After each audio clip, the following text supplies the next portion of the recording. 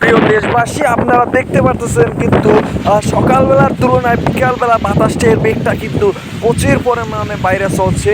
রাতে কি অবস্থা হয় আসলে এটা রাতে বোঝা যাবে যে আসলে কতটা পরিমাণ আঘাত হানতে পারে। আপনারা দেখতে পাচ্ছেন যে গাছে কিন্তু ডালডলি ভাঙ্গে একটা বিধিগ্রস্ত অবস্থা করে লাইতেছে।